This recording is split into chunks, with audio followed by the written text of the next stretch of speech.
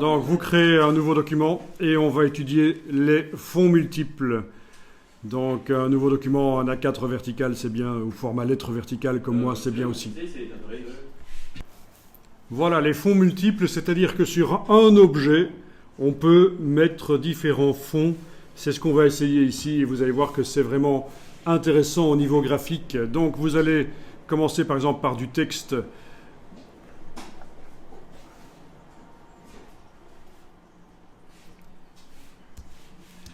Vous allez prendre l'outil texte et cliquer et vous tapez un mot, pas trop grand.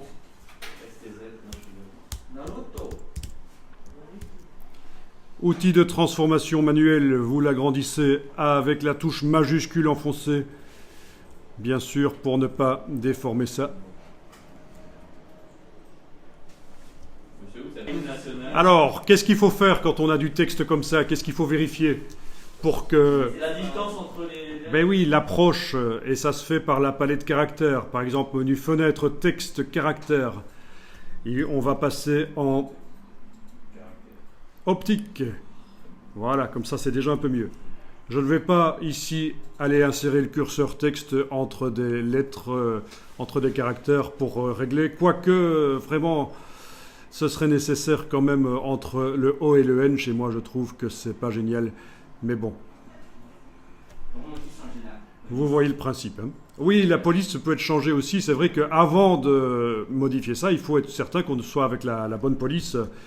Donc, vous pourriez changer la police de caractère, bien entendu. Et justement, pour l'exercice qu'on va faire ici, c'est pas plus mal que la police soit un peu épaisse. Donc, choisissez du bold. Monsieur,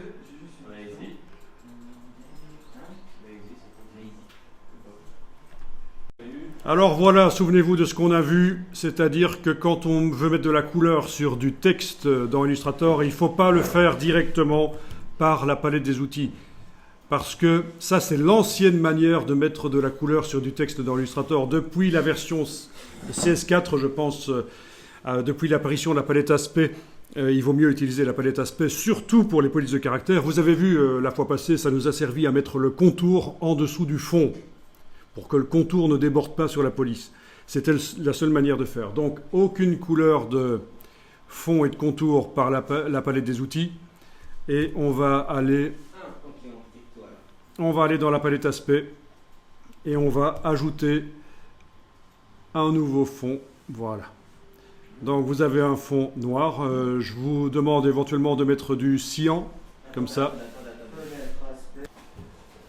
Alors, on va enregistrer le document. Et vous l'enregistrez sous le nom...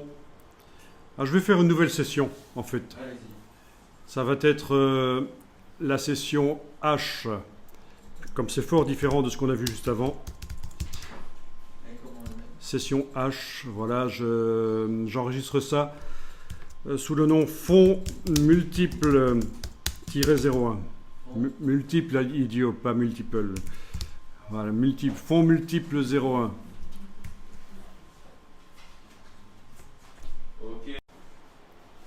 Mais donc, actuellement, on n'a qu'un seul fond, mais on va bientôt en avoir plusieurs. D'où le titre « Fonds multiples ». Alors, il serait possible d'ajouter un nouveau fond dans le menu, mais on peut aussi démarrer de celui-là et le dupliquer. Donc, soit on demande d'ajouter un nouveau fond, soit on duplique celui-là. Donc, je vais dupliquer celui-là, je l'amène sur le bloc là en dessous. Voilà, j'ai un autre fond et je vais le faire couleur magenta. À nouveau, et cette fois-ci, je le fais par ici, ajouter un nouveau fond. Et je vais le mettre jaune, celui-là. Voilà, comme ça, on a les trois couleurs primaires de l'impression. Cyan, magenta, jaune. Donc moi, j'ai simplement déployé le contenu. Je vous invite aussi à le faire, déployer le contenu pour voir. Et donc la palette aspect, c'est génial, c'est une espèce de mini palette des calques qui concerne les fonds et les contours sur un objet et on peut gérer le remplement, la manière dont ça interagit. Alors voilà, actuellement, l'opacité du fond du dessus, là, le cyan, si on clique sur le mot opacité, on voit que c'est normal, ça veut dire recouvrant, normal, 100% d'opacité. On va modifier la manière dont ça se mélange avec ce qui se trouve en dessous. Donc à la place de normal, vous allez choisir produit. Voilà. Et là, la couleur qu'on voit sur le texte, c'est le mélange entre le cyan et le magenta. On va enregistrer le document pour ne pas perdre ça.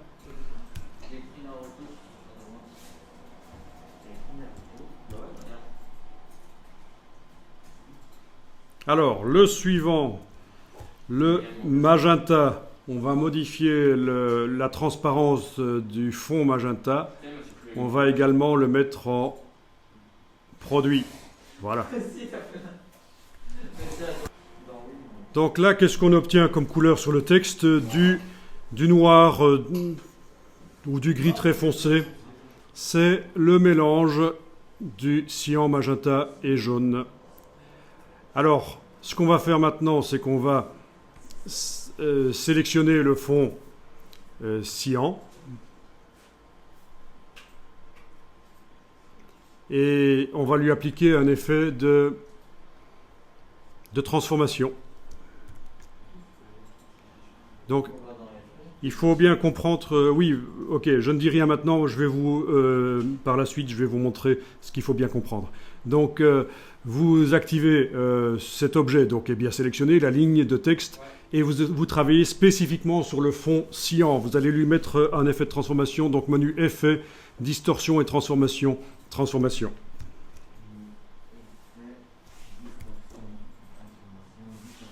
Vous cochez la case aperçue.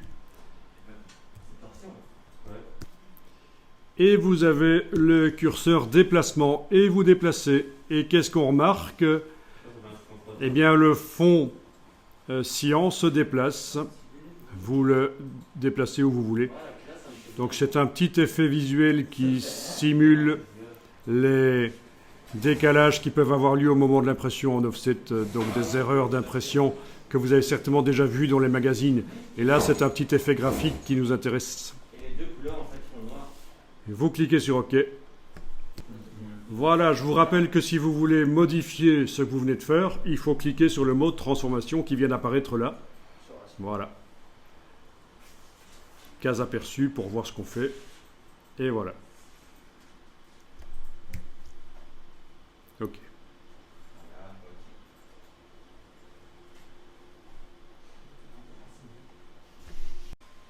On va faire la même chose pour le fond magenta. Donc en principe, on doit activer le fond magenta, on est d'accord, hein? Je vais vous montrer ce qui se passe si vous oubliez d'activer spécifiquement le fond. Par exemple, en cliquant ici en dessous, aucun fond n'est spécifiquement activé, ça veut dire que vous travaillez sur l'objet qui est sélectionné. Et on va aller chercher effet, distorsion et transformation, aperçu. Si faites-le. Voilà. Qu'est-ce qui se passe? Eh bien, vous remarquez que c'est la totalité de l'objet qui bouge. Voilà. Parce que la transformation s'est mise sur l'objet et pas spécifiquement sur une partie de l'objet, sur un de ses fonds ou un de ses contours. Mais c'est pas grave, il suffit de déplacer l'effet de transformation ici, le déplacer sur le fond magenta, et il agit sur le fond magenta. Voilà. Là, c'est le fond magenta qui est en train de bouger avec la case aperçue. On peut le bouger. Voilà. Donc, c'est pas grave de se tromper. Et on peut oublier d'activer le fond magenta. Ça se met sur l'objet. On déplace et c'est bon. Alors, regardez ce qu'on aurait pu faire aussi. Ne le faites pas nécessairement, mais regardez. Ici, je vais prendre l'effet de transformation qui est sur le magenta et le mettre à la corbeille. Donc, le magenta n'est plus décalé. On aurait pu très bien prendre la transformation qui a déjà été mise sur le cyan et avec la touche Alt, la déplacer sur le fond magenta. Ça fait une copie. Et puis, je clique sur le mot transformation, case aperçue, je paramètre. Voilà. Donc, il est possible aussi de copier un effet d'un fond à l'autre avec la touche Alt. Bon, si vous avez compris ça, c'est déjà génial. Alors, je ne sais pas si c'est toujours le cas chez vous, est-ce que la palette aspect vient avec une palette qui s'appelle style graphique, juste à côté? Non? D'accord, c'est parce qu'on l'avait fermé précédemment. Donc, la palette style graphique, vous pouvez aller la chercher dans le menu Fenêtre, style graphique. Les styles graphiques, c'est un endroit où on stocke les aspects. On stocke les aspects. Comment est-ce qu'on fait? C'est simple. Pendant qu'un objet qui a un aspect, qui utilise un aspect, est sélectionné, il suffit de cliquer sur le bloc de feuilles, ça crée le style graphique. J'annule pour vous montrer qu'on peut aussi prendre la petite icône ici et la déplacer. Et voilà. Voilà, alors le style graphique va permettre notamment de faire ceci. Vous faites des formes, voilà. Vous voulez leur appliquer rapidement un aspect, il suffit de les sélectionner, cliquer sur le style graphique. Voilà. Alors ta question c'est, est-ce que je peux réutiliser ça dans un autre document plus tard? Il faut savoir que ça n'existe que dans ce document-là. Pour pouvoir le réutiliser plus tard, il faut enregistrer la palette, cette palette-là de style graphique. Et ça, vous pouvez le faire, vous pouvez essayer. Vous allez dans le menu de la palette style graphique, jusqu'à la dernière ligne, enregistrer la bibliothèque de style graphique. Oui, ça va dans les dossiers après ça. Ça va dans les dossiers de Illustrator. Hein. Si on veut voir le cheminement, c'est ici. Tout le cheminement, c'est dans le dossier des applications, dans les bibliothèques en fait. Vous enregistrez ça, vous donnez le nom que vous voulez. Voilà, fond multiple, si on veut, voilà. Et j'aurais pu en mettre plein d'autres de style graphique, bien sûr, dans cette palette. Du coup, si je fais un nouveau document et que je fais des formes, je n'ai pas dans la palette style graphique le style créé précédemment. Je vous l'avais dit, c'était uniquement pour l'autre document. Mais je peux aller dans la petite bibliothèque ici, dans le bas de la palette style graphique, jusqu'à utilisateur. Et là, je tombe sur ma palette des fonds multiples et je peux l'appliquer. Voilà. Bon, vous avez vu comment transporter d'un document à l'autre, alors les effets.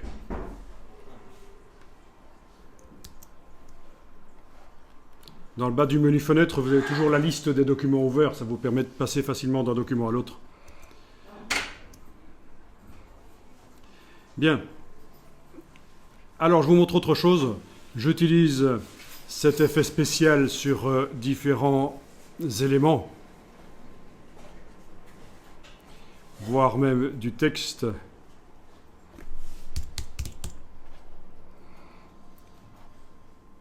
Le style graphique, je vais le chercher dans la palette style graphique. Et puis je me dis, tiens, je devrais quand même changer quelque chose ici. Donc je vais le faire sur le texte ici par exemple. Je vais... le texte est sélectionné, en tout cas sa ligne de base. Je vais aller modifier les choses ici, transformation, et peut-être avec la case aperçu cochée, modifier un peu en vertical comme ça, voilà, ça c'est bien, je trouve que c'est mieux, disons que je trouve que c'est mieux, ok. Si je veux que sur les autres objets ce soit comme ça, une possibilité c'est de faire la mise à jour du style graphique en déplaçant le petit carré ici dans la palette style graphique, mais en enfonçant la touche Alt. Et ce qui se passe, c'est qu'avec la touche Alt enfoncée, j'arrive à encadrer comme ça un style existant. Je lâche le bouton à souris et tous les objets qui utilisaient ce style, c'est mis à jour. Donc ça, c'est pratique. Donc déplacer un nouveau style avec la touche Alt dans la palette style graphique sur un style existant, s'il est utilisé par des objets, ça se met à jour. Ça, c'est intéressant.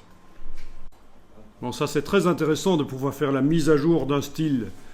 Ça veut dire que dans une illustration, vous avez plein d'objets qui utilisent un style, donc un aspect. un aspect enregistré, un style graphique. Plein d'objets utilisent un style graphique. Vous pouvez rapidement faire des tests avec d'autres styles graphiques. Alors voyons s'il y a d'autres styles graphiques dans le bas de la palette de styles graphiques. Dans la bibliothèque ici. Voilà, dans la bibliothèque, qu'est-ce qu'on a? Effet artistique, effet de griffonnage. Intéressant ça, effet de griffonnage. Voilà, ça va ouvrir une palette avec des effets de griffonnage. Bien. Donc je vais tester sur le texte ici qui est sélectionné. Voilà, effet de griffonnage. Intéressant ça.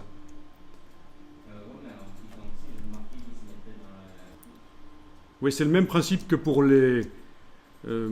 c'était quoi qu'on avait vu encore? Les dégradés, oui, ou d'autres choses. Quand on les active, quand on les utilise dans le document, ils s'ajoutent à la palette style graphique du document ici. C'est pas un problème. Voilà, le style existant, je peux aller voir dans la palette aspect comment il est fait. Cet effet de griffonnage. On voit que ce sont différentes intensités de gris avec un effet spécial griffonnage. Je peux changer les couleurs. Par exemple, le gris le plus clair, je vais le mettre en rose. Voilà. Le gris moyen, je vais le mettre en jaune. Voilà. Bon, peut-être pas en jaune, je vais essayer autre chose. Ok, je le mets en vert comme ça me plaît bien. Je pourrais aller modifier les paramètres aussi du griffonnage, bien sûr, en cliquant sur le mot.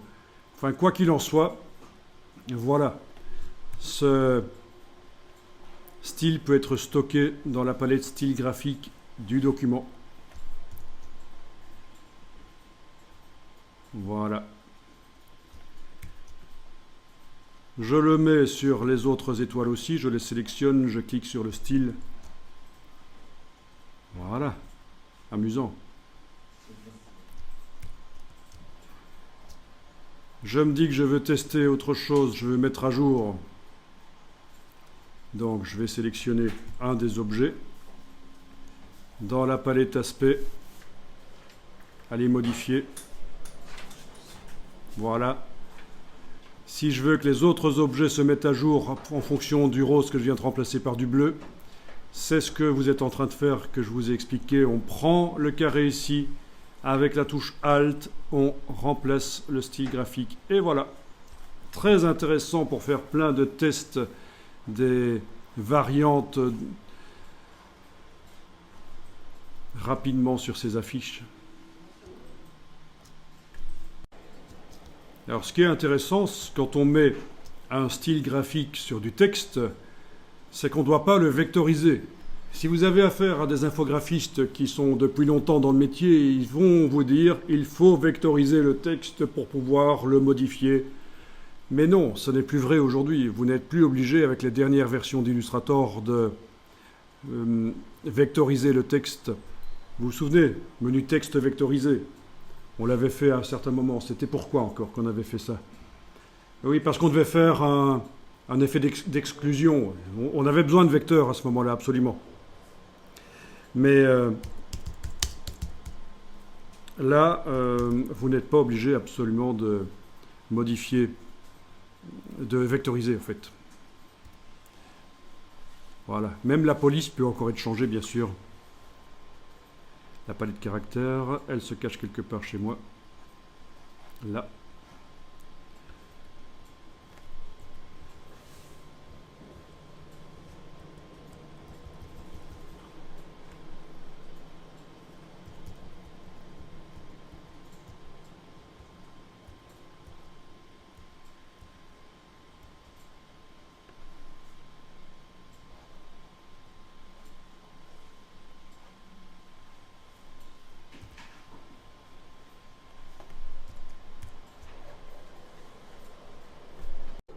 Ok, donc je vais fermer ces documents ici et j'en crée un nouveau.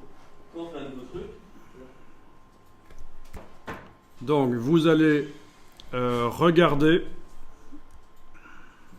et vous allez tester après. Je fais un caractère ici du texte, je vais aller chercher dans la palette caractères un caractère qui montre des courbes, pas mal de courbes. Est-ce que ça fonctionne mieux sur les caractères avec des courbes?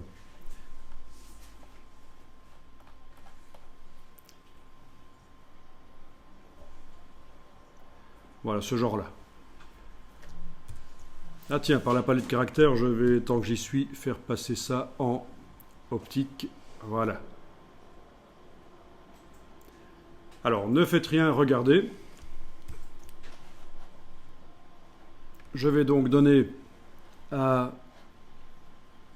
mon caractère, mais d'abord enlever les couleurs ici, puisque c'est du texte, il ne faut pas mettre les couleurs par la palette des outils, on va la mettre par la palette aspect. Palette aspect, qui est là. Ajouter un nouveau fond. Voilà la couleur du nouveau fond. Ensuite, je vais dupliquer le fond. Dupliquer encore. Celui d'en bas, je le mets en gris. Celui du milieu, je le mets en blanc. Donc au-dessus, c'est noir, blanc, noir. Alors, le fond gris, je le sélectionne et je vais lui mettre un effet de transformation. Effet distorsion, transformation, transformation. Case aperçue, coché. Je bouge le déplacement. Voilà, mais pas autant.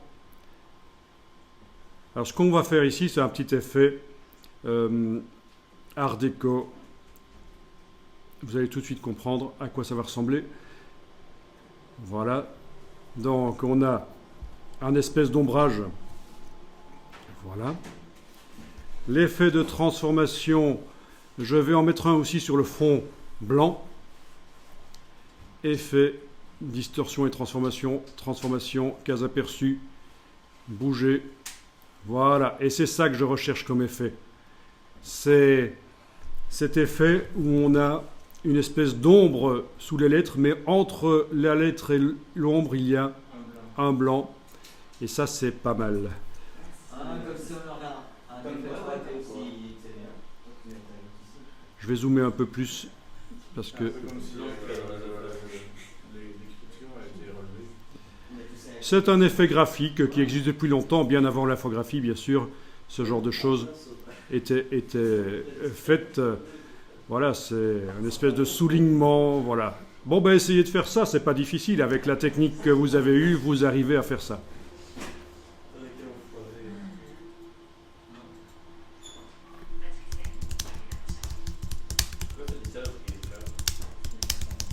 J'appelle ça fond multiple pour un soulignement des formes. Voilà, parce que je considère que c'est ça, ça souligne les formes. On peut le faire avec n'importe quelle couleur. Vous le faites avec n'importe quelle couleur et vous pouvez le faire avec autre chose que du texte, ça fonctionnera aussi, bien entendu. Et ça peut vous servir à faire un logo rapidement. Donc là, je vais juste, sur le web, prendre une image et je vais pouvoir m'en servir. Donc, je ne suis même pas obligé de faire une recherche sur des clip art qui montrent des silhouettes noires. Vous savez qu'on peut prendre n'importe quoi et dans Photoshop, surtout si c'est déjà sur fond blanc, c'est encore plus facile, obtenir les vecteurs. Donc je vais lancer Photoshop et refaire la procédure avec la baguette magique. Donc dans Photoshop, ouvrir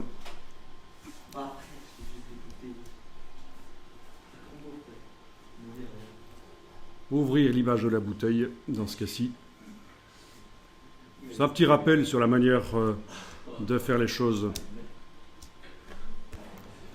Donc, baguette magique qui se cache derrière l'outil de sélection rapide.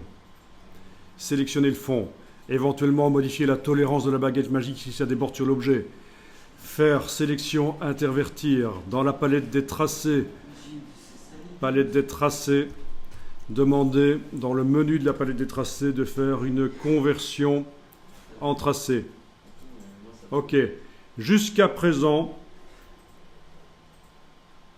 nous avons utilisé fichier exportation fichier exportation tracé vers Illustrator, ce qui nous faisait un document Illustrator qu'on ouvrait dans Illustrator. Mais on peut aussi faire un copier-coller. Là, j'ai fait un commande C, édition copier, donc édition copier, CTRL-C. Je vais dans Illustrator, je colle, et là, petit message, qu'est-ce que c'est? On va faire, éventuellement, je vais essayer ça, forme composée, mais je ne suis pas sûr que c'est ce qui convient. Forme composée, je vais aller voir dans la palette des calques ce qu'il nous a fait. Ouais, il nous a fait un tracé transparent de toute façon.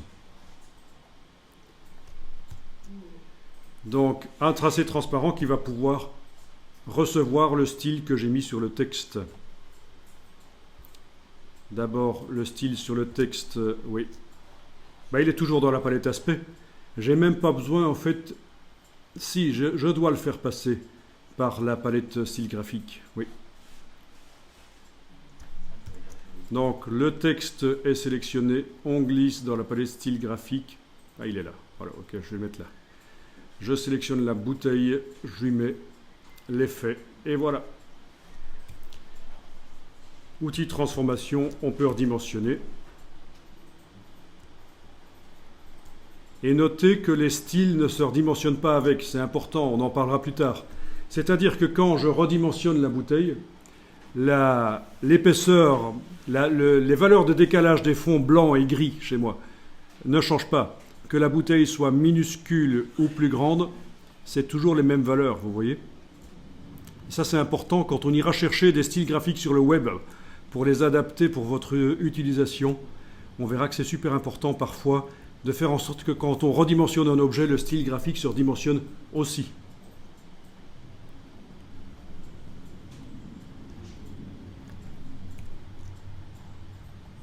Bon, ça c'est facile, hein. On avait déjà fait, aller chercher un objet sur le web.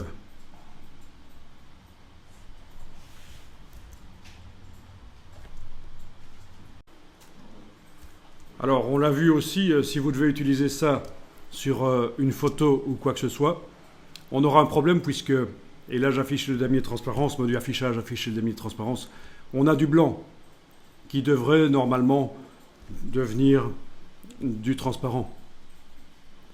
Donc la méthode la plus facile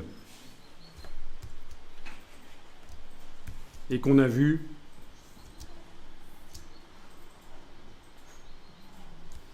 je duplique ici, le texte et la bouteille du dessous sont sélectionnés, je transforme en image, menu objet pixelisé, ok. Je revectorise, menu fenêtre vectorisation d'image. Je vectorise avec l'option, là je dois cliquer à côté de l'image dessus, ok. Avec l'option des déjà couleurs. Et l'option ignorer le blanc.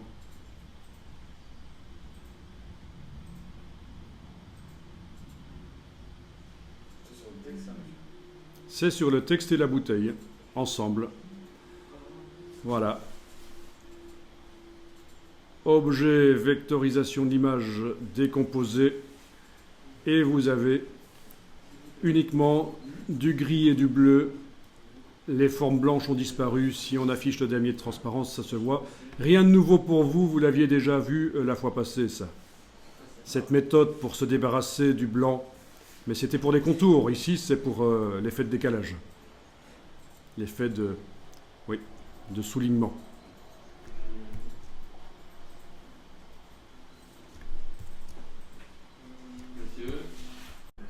Donc, on va voir comment faire une forme englobante comme on a ici. Vous voyez du texte qui est englobé par une forme blanche, là.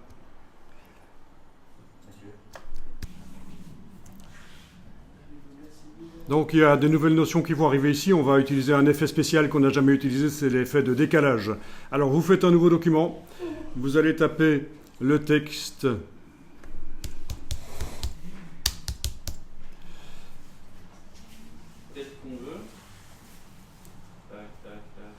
Voilà.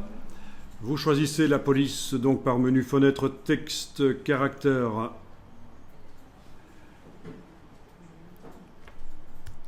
Vous allez choisir une police qui peut être intéressante. Ok. Je vais activer optique, voilà. Redimensionner un peu pour mon plan de travail. Non, je vais augmenter la taille du plan de travail. Redimensionner pour que ça tienne sur le plan de travail, c'est ridicule dans Illustrator. Ce qu'il faut faire, c'est augmenter la taille du plan de travail.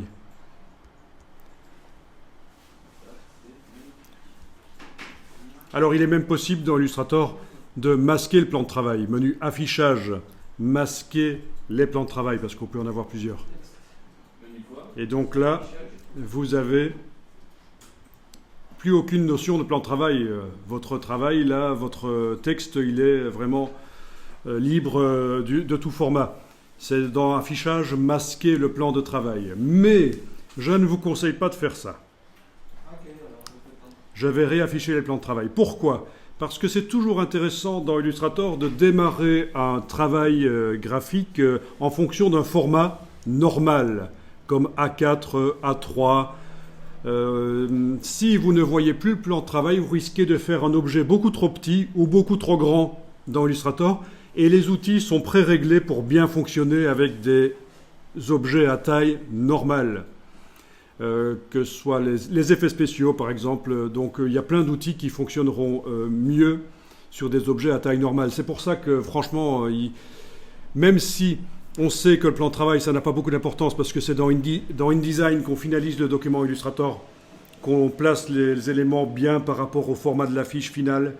Malgré tout, c'est intéressant de voir le plan de travail dans Illustrator pour cette raison. Alors, vous avez fait votre texte. Alors, vous allez retirer évidemment le fond et le contour à ce texte, puisqu'on va le mettre par la palette aspect. Donc, palette aspect, on va ajouter un nouveau fond. Voilà. Alors, vous mettez le fond que vous voulez. Voilà. Et vous mettez un contour également. Ce serait pas mal. Ouais. Le contour, je vous rappelle qu'on va le faire passer en dessous du fond pour qu'il ne déborde pas sur le texte, pour qu'il ne déforme pas la police de caractère. C'est ça l'intérêt de travailler par la palette aspect. Alors, on va enregistrer le document. Je vais l'enregistrer sous le nom « Forme englobante sur du texte ». Forme englobante sur du texte-01. Voilà.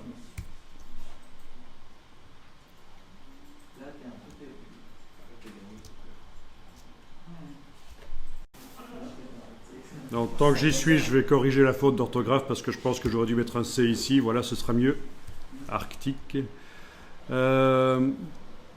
Oui ou non? Alors voilà, vous allez dupliquer le contour. Donc le contour, d'abord je vais sélectionner le texte parce que j'étais toujours avec mon outil de plan de travail. Donc je sélectionne la ligne de base du texte évidemment. Dupliquer le contour. Et sur un des contours, on va mettre un effet d'éloignement, ce qu'on appelle un effet de décalage. Alors, je vous dis toujours de sélectionner le texte avant d'aller dans la palette aspect, parce qu'il y a un gros piège dans Illustrator. Si ce n'est pas sélectionné comme ça, vous arrivez malgré tout à faire des choses. Ajouter un nouveau contour, modifier sa couleur, plein de choses. Dupliquer le fond. On arrive à faire plein de choses, mais c'est foireux parce qu'aucun objet n'est sélectionné. On travaille dans le vide. C'est pour ça qu'il faut toujours sélectionner vraiment l'objet. Voilà. Alors voilà, vous avez un des contours qui est sélectionné. On va lui mettre un effet de décalage. Le texte est sélectionné, enfin je veux dire la ligne de base, et on travaille spécifiquement sur ce contour-là. Vous allez dans le menu Effet, Tracer, décalage. Effet tracé décalage. Vous cochez la case aperçu et vous allez pouvoir modifier ici la valeur 5, touche tabulation, vous mettez éventuellement plus, 10, touche tabulation, c'est vous qui voyez comment vous allez mettre le texte. 8, touche tabulation. Ok, voilà l'effet de décalage. Et si on veut le modifier, on doit recliquer à cet endroit-là, évidemment.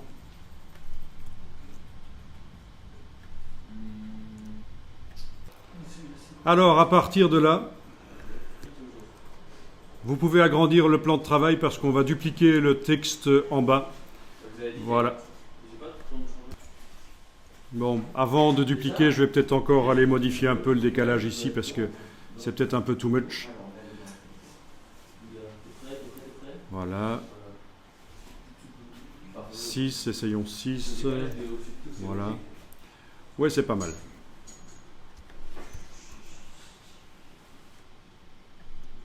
Donc, vous prenez la flèche noire et vous déplacez la ligne du texte en enfonçant la touche Alt. Vous obtenez donc une copie. Magnifique. Cette copie qui est sélectionnée là en dessous, vous la vectorisez. Menu texte vectorisé. C'est de la vectorisation de texte. On ne va pas dans le menu fenêtre vectorisé. Ça, c'est pour les images. Ici, c'est du texte. Texte vectorisé. Voilà.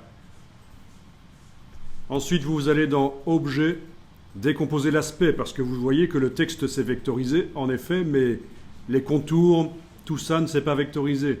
Donc, nous, on veut vectoriser tout. Donc, Objet, décomposer l'aspect. Et voilà, on voit des petits points. On voit des petits points de vecteurs, surtout, sur le contour aussi, le contour extérieur, qui est celui qui nous intéresse le plus, en fait, dans cette histoire.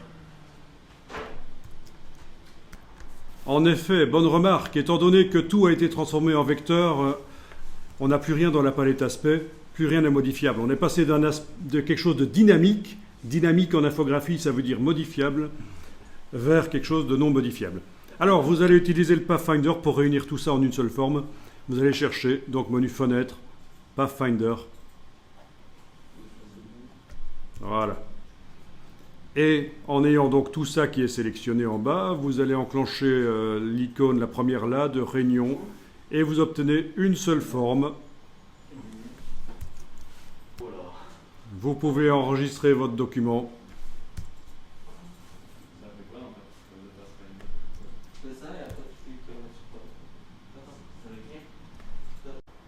Alors, vous sélectionnez le texte du dessus, et dans la palette aspect, vous allez lui enlever son fond qui a un décalage.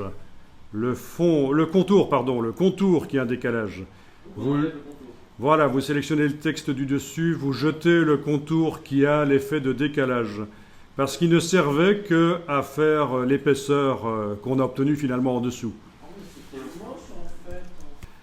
Vous allez mettre sur ce texte, pas spécifiquement sur le fond ou le contour, mais vraiment sur tout le texte, vous cliquez en dessous, là dans la palette aspect, rien n'est spécifiquement sélectionné. Vous allez mettre un effet d'ombre, effet spécial, ombre portée, aperçu, voilà. Effet spécial, ombre portée, il y a un effet d'ombre sous le texte, c'est bien.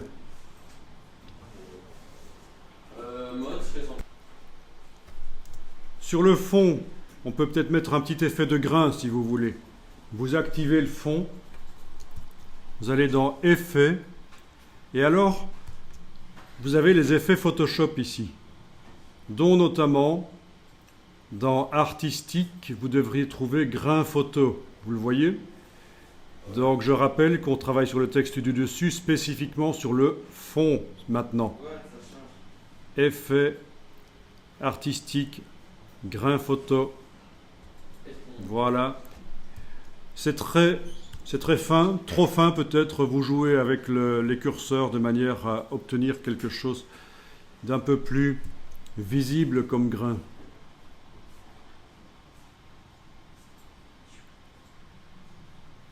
Ok. Et voilà, vous avez sur le fond un filtre Photoshop de grain. Donc c'était l'occasion de voir que, oui, il y a des effets spéciaux qui jouent sur les vecteurs, mais il y en a aussi qui jouent sur les fonds et les contours. Voilà. Voilà, sur l'objet d'en dessous, on va mettre aussi une ombre portée. Une ombre portée. Voilà. Vous allez pouvoir éventuellement changer sa couleur par le nuancier. Je vais mettre du blanc, tiens. Voilà. Je vais mettre du blanc. Fond blanc avec une ombre.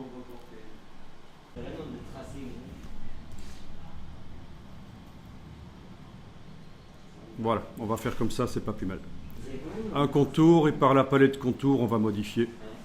Et puis il suffira de superposer les deux et vous aurez obtenu l'effet qu'il fallait obtenir. Donc, sur l'objet là, j'ai ajouté un contour et un fond blanc. J'ai modifié l'épaisseur du contour par la palette contour. Voilà ce que ça donne. Je prends maintenant avec la flèche noire l'objet du dessus, je le positionne et vous avez l'effet qui était recherché. Sauf qu'il est en dessous, mais forcément. Le fond blanc ici, il a été créé après le texte. Donc, oui, dans les calques ou objet disposition arrière-plan, on peut gérer l'empilement aux deux endroits. Donc, le groupe là, je le déplace en dessous et voilà. Bien. Et après, il faut gérer ça et faire quelque chose de bien avec ça.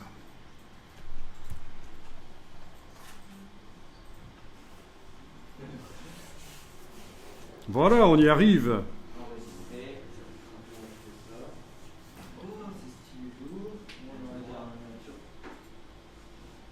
On y arrive finalement.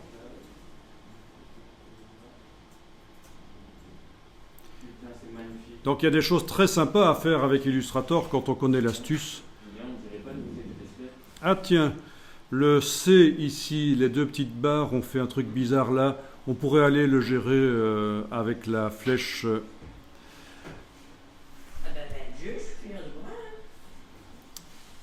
Par la palette des calques. Je vais aller verrouiller le texte du dessus pour pouvoir travailler sur le groupe facilement avec la flèche blanche. Oui, il faut que j'aille supprimer en fait avec la plume moins. Aller supprimer des points parce que je trouve que c'est un peu moche cette histoire, ça ressemble à un Pac-Man ou je ne sais quoi. Voilà, bon, allez, on va dire que c'est bon comme ça.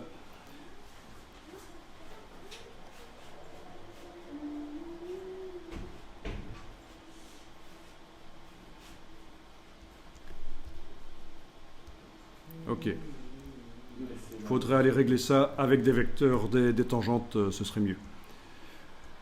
Et voilà, donc un effet pas mal, ça ouvre plein de perspectives. Et ce genre d'effets spéciaux, vous les trouvez tout fait sur le web, mais c'est quand même intéressant parce que je vous vois venir. Oui, mais si on les trouve tout fait sur le web, ça sert à quoi de les faire nous-mêmes? Ben parce que vous comprenez comment on les fait, et ça vous permet de modifier plus facilement ceux que vous trouvez sur le web aussi.